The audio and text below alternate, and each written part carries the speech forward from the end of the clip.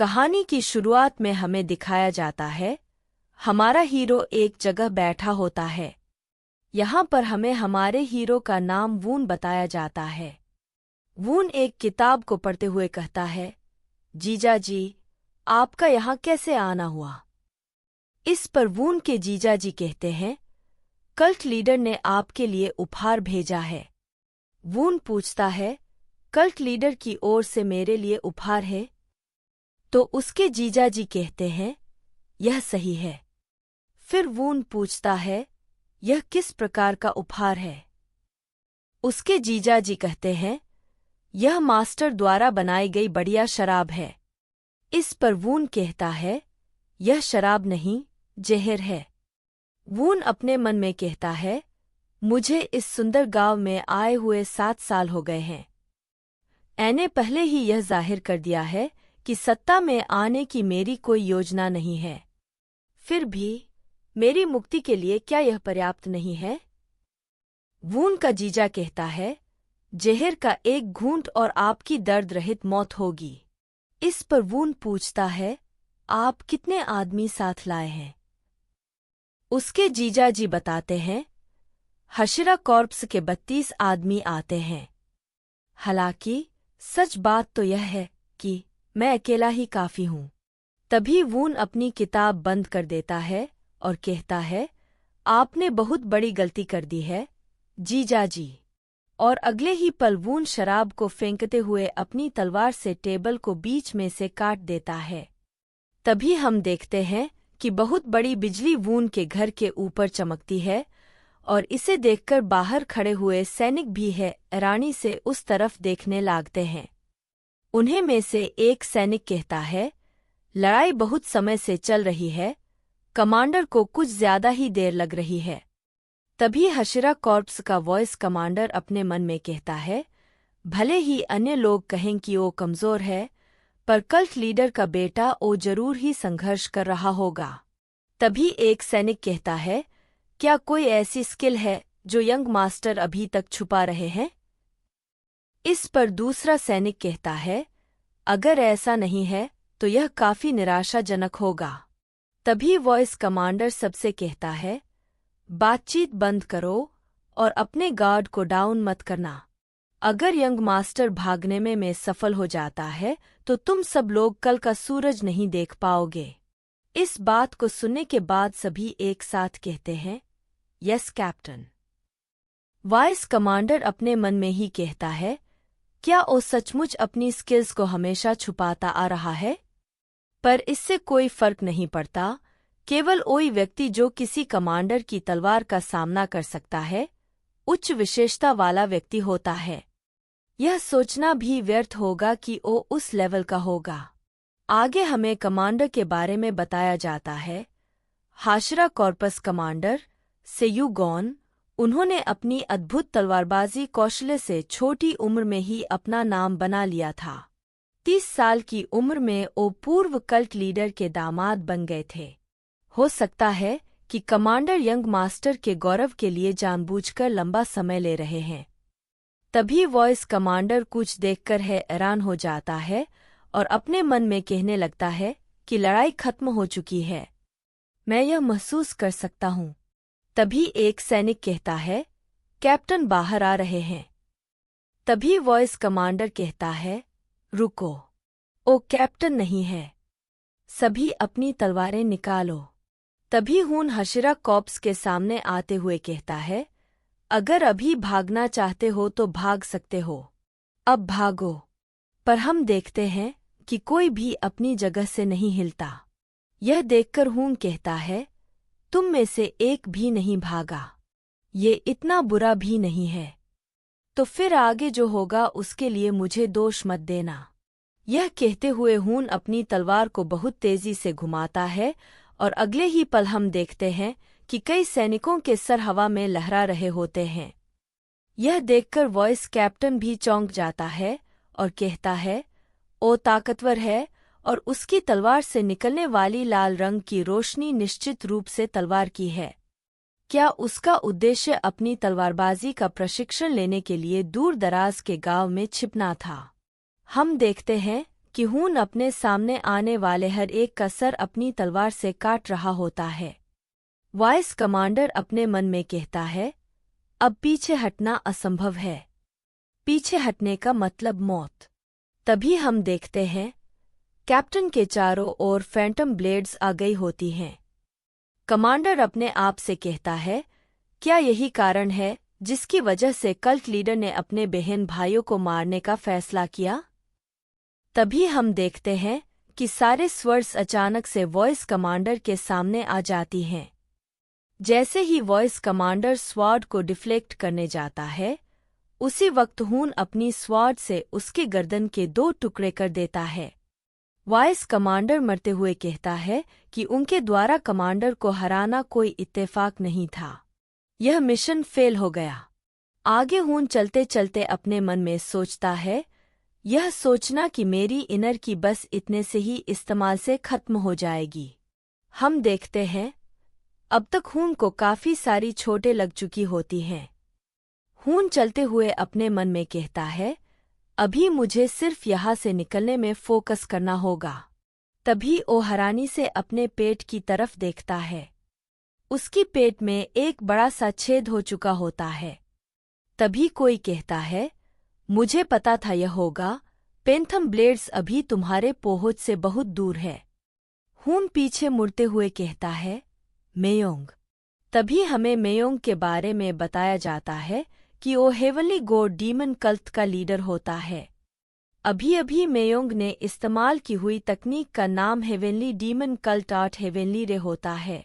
मेयोंग कहता है, ये दूसरी बार होगा जब मैंने इसे इस्तेमाल किया। हून अपने मन में कहता है, क्या ये कहना चाहता है कि मुझे इस बात पर प्राउड होना चाहिए? मैंने मेयोंग की यहाँ होने की संभावना नहीं की थी। शुरुआत से ही मेरे पास यहाँ से जिंदा वापस जाने का कोई चांस नहीं था। हून लीडर से कहता है, मुझे तुमसे एक आखिरी सवाल पूछना है। मेयोंग कहता है, हाँ, पूछो। मेरे छोटे भाई के अंतिम शब्द सुनने में मुझे खुशी होगी। हून कहता है, मैंने फादर की सीट लेने के बारे में कभी नहीं सोचा, फिर भी तुम इतनी दूर क्यों चले गए? इस पर मेयोंग कहता है, क्या तुम्हें मैंने पहले नहीं बताया? जीतने वाला सब कुछ ले जाता है, जो कल्ट लीडर बनता है वो सब कुछ ले जाता है, और जो नहीं बनता उसे सब कुछ छोड़ना पड़ता है। यही हेवनली डिमन कल्ट का नियम कहता है। हून पूछता है, क्या सिर्फ इसीलिए? इस पर मेयोंग कहता है, यही कल्ट का नियम है। हून कहता है, मुझे नियम की परवाह नहीं। ऐसा कहते हुए हून कमजोरी से गिर जाता है। मेयोंग कहता है, क्या तुम्हें मुझसे और भी कुछ पूछना है?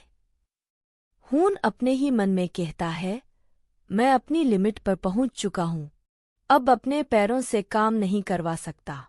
मेयोंग कहता है, मैं तुम्हें वहां दफन करूंगा जहां सूरज तुम्हारे कब्र पर अच्छी तरह चमकेगा। तभी हून जोर से आवाज लगाता है, मेयोंग। मेयोंग उसकी तरफ हल्का सा देखता है और फिर मुड़के जाने लगता है। हून अपने मन में कहता है, क्या यह अंत है? लालत है। मैं उसकी बात का पलटवार भी नहीं कर सका। तभी कहीं से आवाज आती है, क्या तुम्हें पछतावा हो रहा है? हून कहता है, ये झूठ होगा। अगर मैं ना कहूं तो मुझे उस समय भागना नहीं चाहिए था। तभी दोबारा से आवाज आती है, क्या तुम दोबारा से लड़ना चाहते हो? इस पर हून कहता है, अगर यह संभव है तो मैं अपनी पूरी ताकत से लड़ूंगा। वही आवाज कहती है, बहुत अच्छे। अगले ही पल हम देखते हैं हून पानी में डूब रहा होता है और अपने मन में कहता है, क्या मैं उस पानी वाले नरक में आ चुका हूं जहां की बात डीमन कल्ट वाले कहते थे? अगर ऐसी बात है तो यदि मैं किसी पाप का दोषी हूं तो पाप यह होगा कि मैं जिंदा रहने के लिए लड़ रहा हूं। जिन्हें नरक में जाना चाहिए वह मेयोंग और उसके भाई है, जिन्होंने पारिवारिक झगड़े को बढ़ा दिया। ओ, मैं नहीं हूं जिसे नरक में जाना चाहिए। क्या तुम सुन रहे हो? तभी हमें दिखाया जाता है हून को एक लेडी सर्वेंट पानी से बाहर निकाल रही होती है। और कहती है, यंग मास्टर, क्या आप ठीक है? यंग मास्टर सांस लीजिए। तभी हून अपने मन में कहता है, ये जगह अगर मुझे अच्छे से याद है तो ये डेमियोंग पैलेस होगा। तभी कोई आता है और हून को कहता है, तुम बेवकूफ हो, यह होता है छठा यंग मास्टर, मेयोंग। हून अपने मन में कहता है, ये बहुत ही डरावना सपना है। क्या मैं भी उसी नर्क में गिरा हूँ जहाँ मेयोंग गिरा था? मेरा अंत उस सुअर के साथ कैसे हुआ? तभी मेयोंग कहता है, तुम यह क्या बकवास कर रहे हो? हून कहता है, क्यों सुअर? इस बात पर मेयोंग गुस्से में हून को पानी में गिरा देता है। तभी हून की लेडी सर्वेंट कहती है, यंग मास्टर। तभी हून पानी में से खड़ा होने लगता है, पर वो पानी में अपनी शक्ल देखकर हैरान हो जाता है और अपने मन में कहता है, यह चेहरा तब का है जब मैं 11 साल का था। उसी पल मेयोंग हून पर अचानक लात से हमला करता है, पर उसे हून डॉच कर देता है। मेयोंग कहता है, तुम कमीने। तभी हम देखते हैं कि कोई उन दोनों के बीच में आ जाता है और कहता है, रुक जाओ।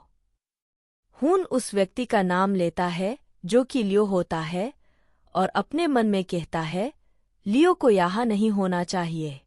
फिर हमें लियो के बारे में बताया जाता है, वो एक टोटोइज कॉर्प्स के मेंबर थे। बाद में वो टोटोइज कॉर्पस के कैप्टन बने और मार्शल आर्ट की ऊंचाई पर पहुंचे। वो कोई ऐसा है जो खुद के दम पर आगे बढ़ने में विश्वास रखता है। हून अपने मन में कहता है, मैं जिस लियो को जानता था वो 50 के आसपास था, लेकिन जो मेरे सामने है वो युवा है। लियो जरूर अभी लगभग 20 साल का होगा। तभी लियो अपने मन में सोचते हुए कहता है, छोटे मास्टर को मेरा नाम पता है, पर कैसे? मैं उनसे कभी नहीं मिला, पर फिर भी उन्हें मेरा नाम कैसे पता है? यही सोचते हुए लियो कहता है, मैं ब्लैक टोर्टोइज कॉर्प्स का कैप्टन 7th यंग मास्टर को ग्रीट करता हूँ। तभी मेयोंग गुस्सा होते हुए कहता है, क्या तुम्हें पता नहीं, मैं उसे ऊंचे पोजीशन पर हूँ। ये बात सुनकर लियो तुरंत ही मेयोंग के सामने झुकते हुए कहता है, मैं ब्लैक टोर्टोइज कॉर्प्स का कमांडर छठे यंग मास्टर को ग्रीट करता हूँ। कृपया आपको पहले ग्रीट ना करने के लिए मुझे क्षमा करें। इस पर मेयोंग कहता है, अगर तुम्हें डेमोंग पैलेस में काम करना है तो तुम्हें पता होना चाहिए कि कौन क्या है। इस पर लियो कहता है, मैं आप दोनों से क्षमा मांगता हूँ। जैसा कि आपको पता है, पैलेस में एक छोटा सा झगड़ा भी खून-खराबे में बदल सकता है, तो कृपया अपने कार्यों पर नजर रखें। ये बात सुनकर हून कहता है, मैं समझ गया। मेयोंग कहता है, मुझे पता है, मैं तो सिर्फ अपने छोटे भाई के साथ खेल रहा था, तो फिर मैं अब यहाँ से जाता हूँ। ये कहते हुए मेयोंग वहाँ से जाने लगता है। खुद को देखते हुए हून अपने मन में कहता है, मुझे यह घटनाएं स्पष्ट रूप से याद हैं। 27 साल पहले मेरे छोटे भाई ने मुझे झील में धकेल दिया था। उस समय मैं तैरना बिल्कुल भी नहीं जानता था और मैं लगभग डूबने से मर ही गया था, और बाद में मैं 10 दिनों से ज्यादा सर्दी से बीमार था। तो क्या इसका मतलब ये है कि मैं अपने पास्ट में वापस आ गया हूँ? पहले मुझे लगा था मैं अभी भी सपना देख रहा हूँ, पर मरे हुए को सपना नहीं आता। जिसने मुझे वो सवाल पूछे थे उसने मुझे एक और मौका दिया है। मुझे पता नहीं तुम कौन हो, पर इस बार मुझे जो कुछ भी मिला है मैं उसे पूरी तरह से लड़ूंगा।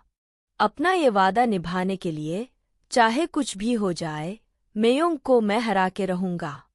पर इसके लिए ये सोचते हुए हून लियो की ओर देख रहा होता है। तभी हून कहता है, तुम लियो हो, क्या यह सही है? लियो कहता है, यह सही है। हून कहता है, मुझे सिखाया गया है उन लोगों को वापस भुगतान करने के लिए जो मेरी मदद करते हैं। ये सुनकर लियो कहता है, नहीं, इसकी कोई आवश्यकता नहीं। मैंने वही किया जो मेरे लिए सही था। हून अपने मन में सोचता है, उसे पुरस्कार के रूप में कुछ भी नहीं चाहिए। बकवास। हून कहता है, चाहे कुछ भी हो, मेरी मदद करने के लिए मैं तुम्हें इनाम दूंगा। ये कहते हुए हून अपने मन में घबरा रहा होता है। लियो अपने मन में कहता है, मदद करने पर इनाम मिलना कोई साधारण बात नहीं है। अगर मुझे सबके सामने इनाम दिया गया तो सबको लगेगा कि मैं 7वें यंग मास्टर की साइड में हूँ और दैमांग पैलेस में यह कोई अच्छी बात नहीं है। यही सोचकर लियो कहता है, यंग मास्टर इसकी सच में कोई जरूरत नहीं है। हून अपने मन में कहता है, यही ओ लियो है जिसे मैं जानता हूँ। शायद ये मेरे मन के विचार पढ़ सकता है, पर बहुत देर हो चुकी है। हून कहता है, कैप्टन लियो, क्या आप सचमुच मुझे ओ करने से रोक रहे हैं जो मुझे मेरे फादर ने सिखाया है? और अपने मन में सोचते हुए कहता है, मेरे फादर खुद कल्ट लीडर हैं, ओ अब मना नहीं कर सकता। ये सुनकर लियो कहता है, मैं ऐसा करने की सोच भी नहीं सकता, कृपया मुझे इसके लिए क्षमा करें। लियो कहता है, माफी मांगने की कोई जरूरत नहीं, मैं बस वही करना चाहता हूँ जो मेरे पिता ने मुझे सिखाया था। हून अपने मन में कहता है, सबसे महान तलवारबाजों में से एक को पुरस्कार देना, जिसे करने में किसी को संकोच नहीं करना चाहिए। तभी लियो कहता है, मैं लियो यंग मास्टर की इच्छाओं का पालन करूंगा।